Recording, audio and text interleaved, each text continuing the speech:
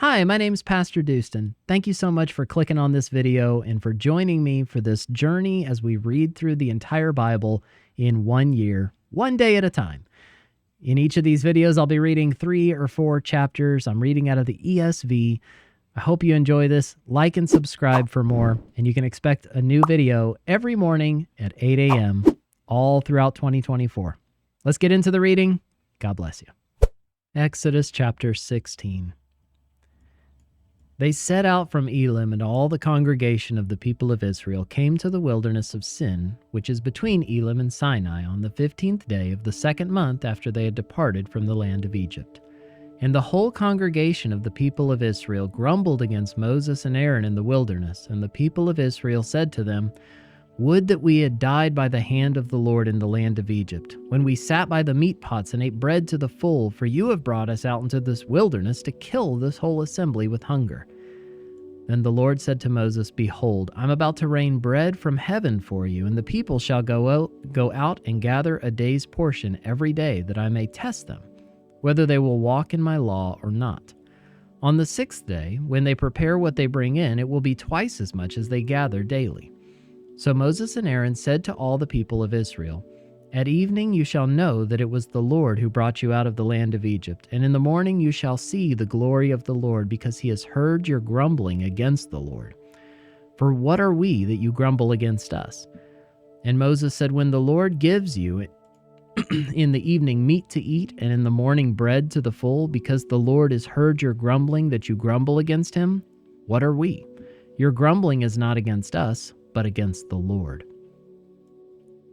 Then Moses said to Aaron, "Say to the whole congregation of the people of Israel, 'Come near before the Lord, for he has heard your grumbling.'" And as soon as Aaron spoke to the whole congregation of the people of Israel, they looked toward the wilderness, and behold, the glory of the Lord appeared in the cloud. And the Lord said to Moses, "I have heard the grumbling of the people of Israel. Say to them, at twilight you shall eat meat, and in the morning you shall be filled with bread. Then you shall know that I am the Lord your God." In the evening quail came up and covered the camp, and in the morning dew lay around the camp. And when the dew had gone up, there was on the face of the wilderness a fine flake-like thing, fine as frost on the ground. When the people of Israel saw it, they said to one another, "What is it?" For they did not know what it was. And Moses said to them, "It is the bread that the Lord has given you to eat. This is what the Lord has commanded. Gather of it, each one of you, as much as he can eat. You shall each take an omer, according to the number of the persons that each of you has in his tent." And the people of Israel did so. They gathered, some more, some less. But when they measured it with an omer, whoever gathered much had nothing left over, and whoever gathered little had no lack. Each of them gathered as much as he could eat. And Moses said to them, "Let no one leave any of it over till the morning." But they did not listen to Moses. Some left part of it till the morning, and it bred worms and stank. And Moses was angry with them. Morning by morning they gathered it, each as much as he could eat, but when the sun grew hot, it melted. On the 6th day they gathered twice as much bread, 2 omers each. And when all the leaders of the congregation came and told Moses, he said to them, "This is what the Lord has commanded. Tomorrow is a day of solemn rest, a holy Sabbath to the Lord. Bake what you will bake and boil what you will boil. And all that is left over lay aside to be kept till the morning." So they laid it aside till the morning as Moses commanded them, and it did not stink, and there were no worms in it. Moses said, "Eat it today, for today is a Sabbath to the Lord. Today you will not find it in the field. 6 days you shall gather it, but on the 7th day, which is a Sabbath, there will be none." On the 7th day some of the people went out to gather, but they found none. And the Lord said to Moses, "How long will you refuse to keep my commandments and my laws? See, the Lord has given you the Sabbath. Therefore, on the 6th day he gives you bread for 2 days. Remain each of you in his place. Let no one go out of his place on the 7th day." So the people rested on the 7th day. Now the house of Israel called its name manna. It was like coriander seed, white, and the taste of it was like wafers made with honey. Moses said, "This is what the Lord has commanded. Let an omer of it be kept throughout your generations, so that they may see the bread with which I fed you in the wilderness when I brought you out of the land of Egypt. And Moses said to Aaron, "Take a jar and put an omer of manna in it, and place it before the Lord to be kept throughout your generations." As the Lord commanded Moses, so Aaron placed it before the testimony to be kept. The people of Israel ate the manna 40 years till they came to a habitable land. They ate the manna till they came to the border of the land of Canaan. An omer is the 10th part of an ephah. Exodus chapter 17. All the congregation of the people of Israel moved on from the wilderness of Sin by stages, according to the commandment of the Lord, and camped at Rephidim. But there was no water for the people to drink. Therefore the people quarreled with Moses and said, "Give us water to drink." And Moses said to them, "Why do you quarrel with me? Why do you test the Lord?" But the people thirsted there for water, and the people grumbled against Moses and said, "Why did you bring us up out of Egypt, to kill us and our children and our livestock with thirst?" So Moses cried to the Lord, "What shall I do with this people? They're almost ready to stone me." And the Lord said to Moses, "Pass on before the people, taking with you some of the elders of Israel, and take in your hand the staff with which you struck the Nile, and go. Behold, I will stand before you there on the rock at Horeb, and you shall strike the rock, and water shall come out of it, and the people will drink." And Moses did so in the sight of the elders of Israel. And he called the name of the place Massah and Meribah, because of the quarreling of the people of Israel, and because they tested the Lord by saying, "Is the Lord among us or not?" Then Amalek came and fought with Israel at Rephidim. So Moses said to Joshua, "Choose for us men and go out and fight with Amalek. Tomorrow I will stand on the top of the hill with the staff of God in my hand." So Joshua did as Moses told him and fought with Amalek, while Moses, Aaron, and Hur went up to the top of the hill.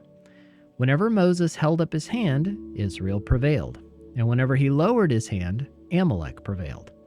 But Moses' hands grew weary, so they took a stone and put it under him, and he sat on it, while Aaron and Hur held up his hands, one on one side and the other on the other side. So his hands were steady until the going down of the sun, and Joshua overwhelmed Amalek and his people with the sword. Then the Lord said to Moses, "Write this as a memorial in a book and recite it in the ears of Joshua, that I will utterly blot out the memory of Amalek from under heaven." And Moses built an altar and called the name of it, "The Lord is my banner," saying, "A hand upon the throne of the Lord. The Lord will have war with Amalek from generation to generation." Exodus chapter 18. Jethro, the priest of Midian, Moses' father-in-law, heard of all that God had done for Moses and for Israel his people, how the Lord had brought Israel out of Egypt. Now Jethro, Moses' father-in-law, had taken Zipporah, Moses' wife, after he had sent her home, along with her 2 sons.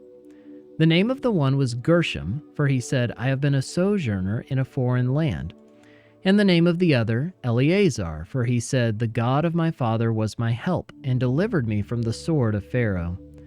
Jethro, Moses' father-in-law, came with his sons and his wife to Moses in the wilderness, where he was encamped at the mountain of God. And when he sent word to Moses, "I, your father-in-law Jethro, am coming to you with your wife and her 2 sons with her," Moses went out to meet his father-in-law and bowed down and kissed him.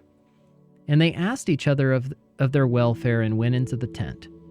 Then Moses told his father-in-law all that the Lord had done to Pharaoh and to the Egyptians for Israel's sake, all the hardship that had come upon them in the way, and how the Lord had delivered them.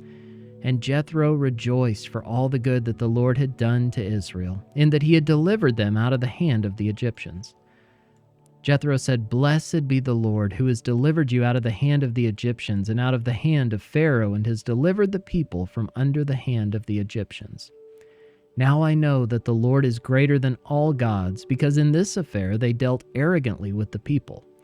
And Jethro, Moses' father-in-law, brought a burnt offering and sacrifices to God, and Aaron came with all the elders of Israel to eat bread with Moses' father-in-law before God.